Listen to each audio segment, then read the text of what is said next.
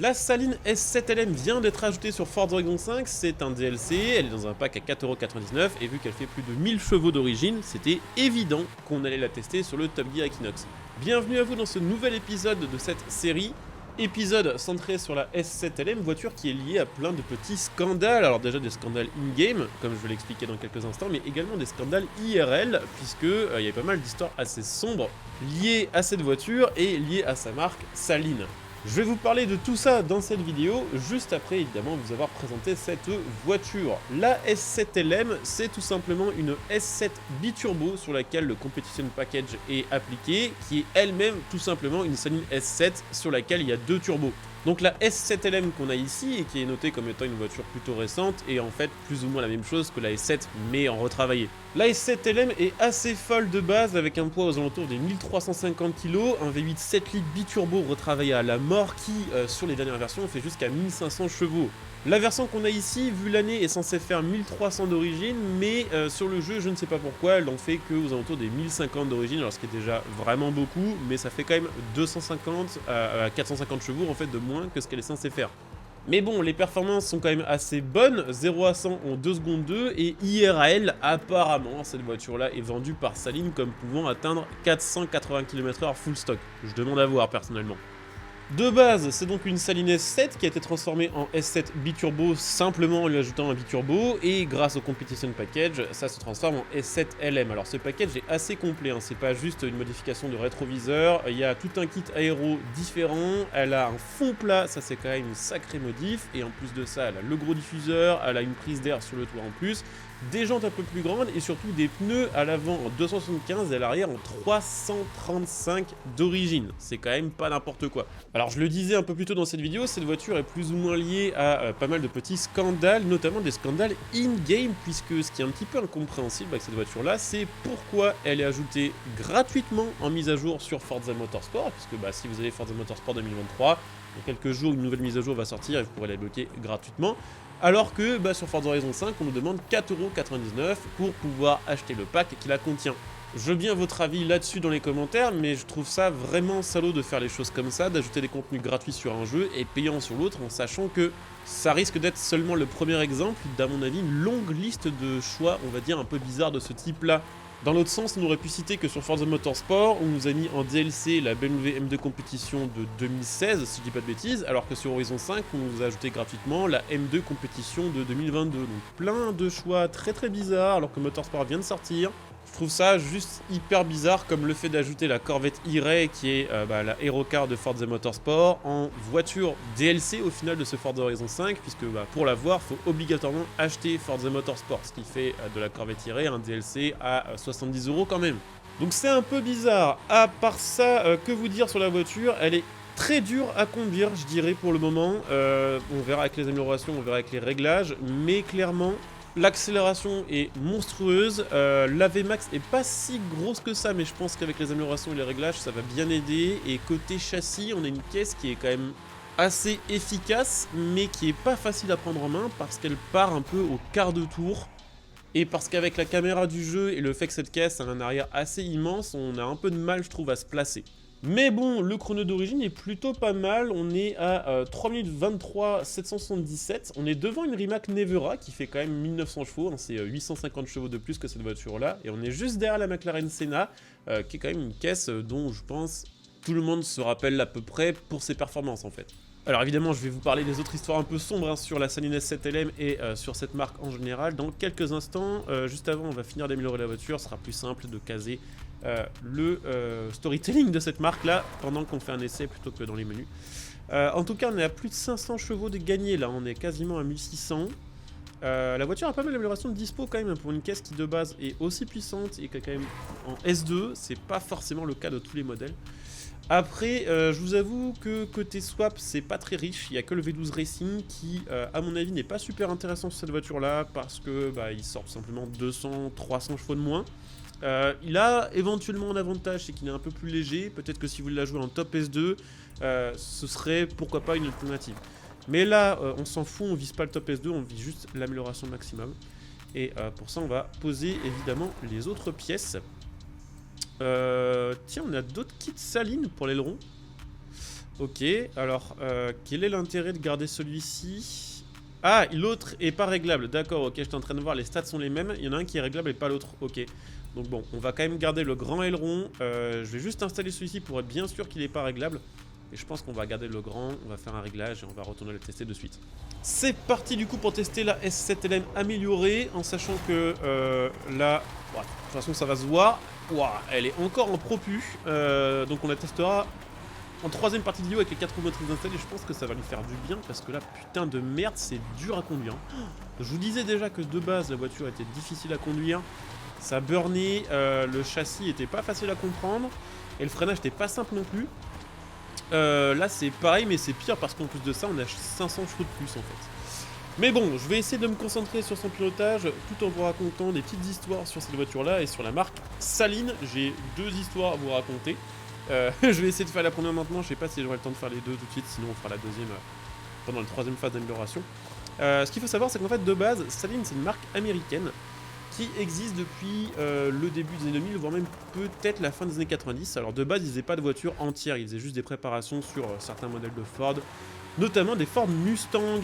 Et ils ont commencé à faire leur propre voiture et en 2016, la marque Saline a été rachetée par des Chinois. Alors la marque chinoise qui est propriétaire de Saline maintenant a un nom un peu imprononçable, hein, c'est Jiangsu Seiko Automobile Corporation, si je dis pas de bêtises.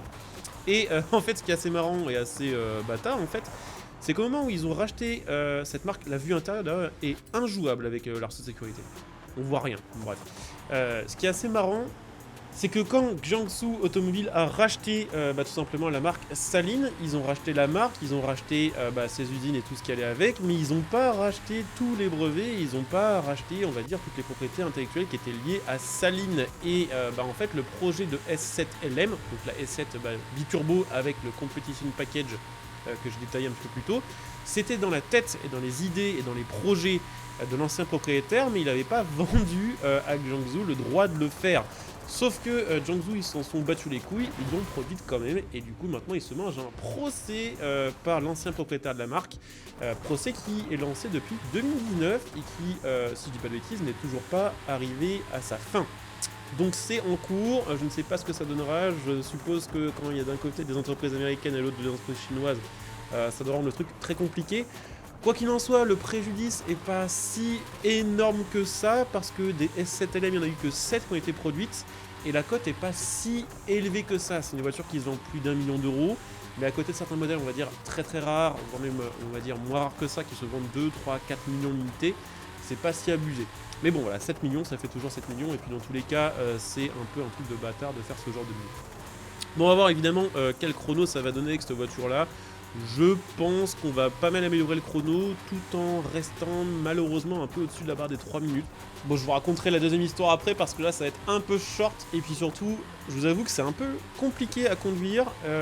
C'est extrêmement difficile de doser et de faire le commentary en même temps en fait avec ce genre de caisse. Donc on va se concentrer sur les derniers virages et je vous raconterai ça juste après quand on aura la voiture avec les 4 roues motrices. Ça burn mais tout le temps. Pourtant dans le troisième on a 180 km/h. On a les pneus slick, on a de l'appui et tout ce qu'on veut, mais il n'y a rien à faire. C'est tout le temps. Après, elle fait un bon son et l'accélération, par contre, en ligne droite est quand même assez abusée. Il n'y a pas beaucoup de caisses qui accélèrent aussi fort que ça, hein, pour le coup.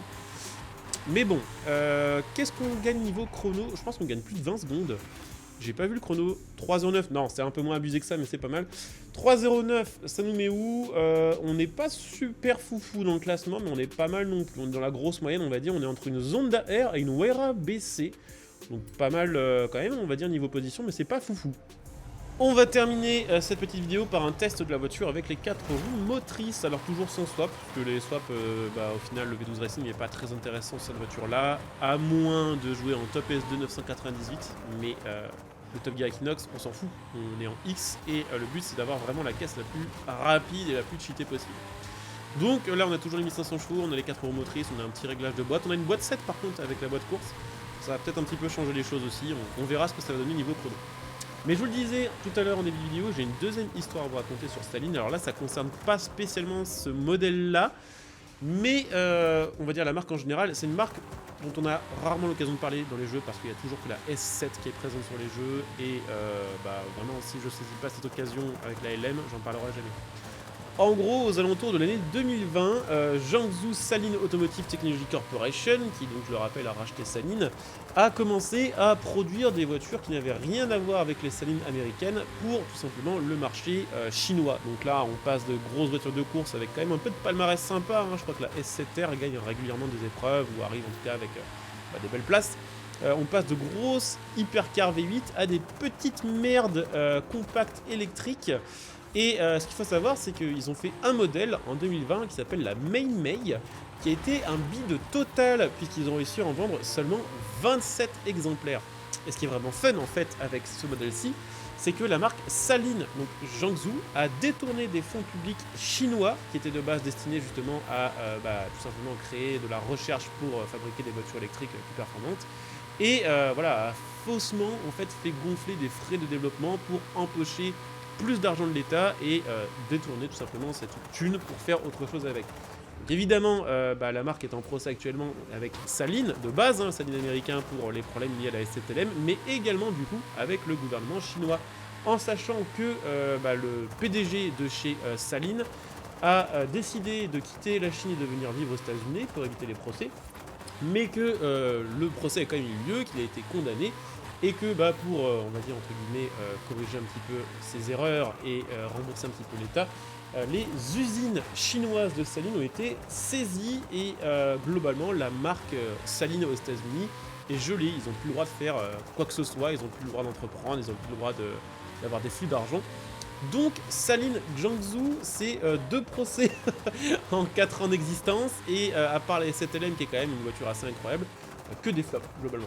Donc Saline, vraiment pour le coup, c'est dommage que ça ait été vendu parce que c'était quand même des caisses qui étaient assez incroyables, et je pense que vu la voie que ça a pris maintenant, c'est assez peu probable qu'un jour Saline revienne sur le devant de la scène des caisses, on va dire sportives V8, et ça fait un peu mal au cul parce que même si la S7 est loin d'être la caisse la plus facile, la plus efficace du monde, elle avait une sacrée gueule, et Saline c'est quand même une marque qui existe depuis plus de 20 ans et qui est quand même un sacré pédigré de course quoi.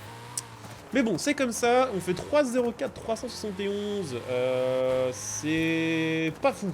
Voilà, on est milieu de tableau entre guillemets. On est juste derrière une M600 et devant une 910 Spider. Et on est à environ 15 secondes des meilleurs chronos, peut-être pas 15, 12 des meilleurs chronos.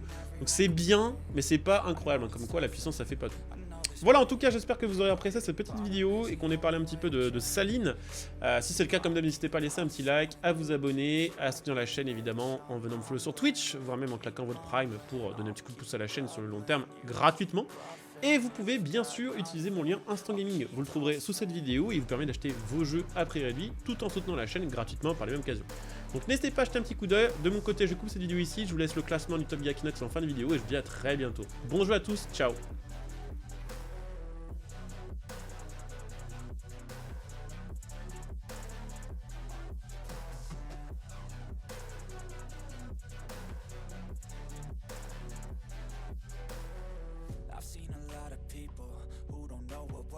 I've seen a lot of people who don't know what thirst is. I've had a taste of evil and tried to cure the sickness,